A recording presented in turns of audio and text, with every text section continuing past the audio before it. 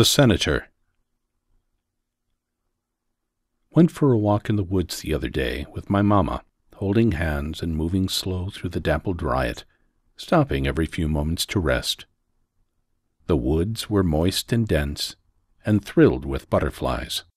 Tiny lizards skittered among the palmetto fronds as we saw a toad the size of a dime. My children galloped away on the wooden walkway through the mud, but I walked with my mamma, holding her hand because her hand is all papery now, and something about her amused voice in my ear made me so unaccountably happy that I could hardly speak. We were going to visit the Senator. The Senator is a cypress tree more than 3,000 years old. He might be the biggest cypress tree in the world. He has a trunk as big around as a cottage. He is more than 100 feet tall.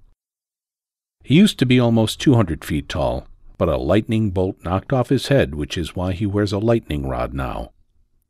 You can see the copper wire along his trunk, like a glinting vein if you squint a little.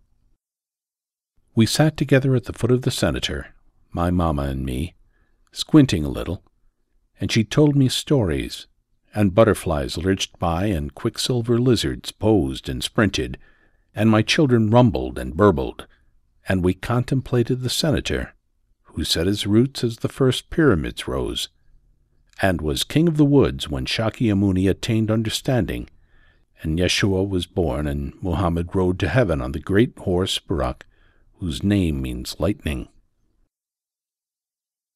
Lightning had hit the Senator pretty hard.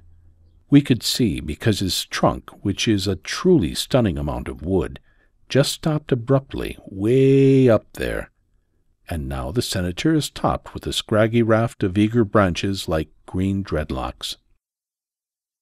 Yet despite the ravages of time, the Senator has the sort of dignity taught only by endurance, and we sat quietly, my mamma and me, and contemplated his story.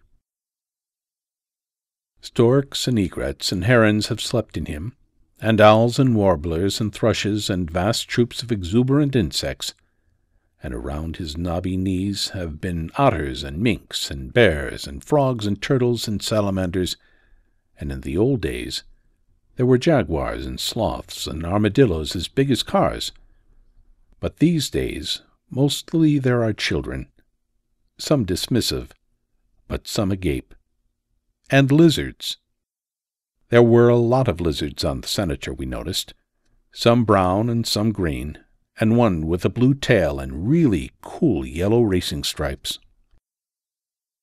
My mamma is not as tall as she used to be either, and a lot of wild children have lived in and around her over the years, and she has seen many wars and weathers, but she has never been hit by lightning yet, although she has had epiphanies and seen miracles, pretty much every minute if you are paying attention, she says, which is what she has taught me to do, among other lessons.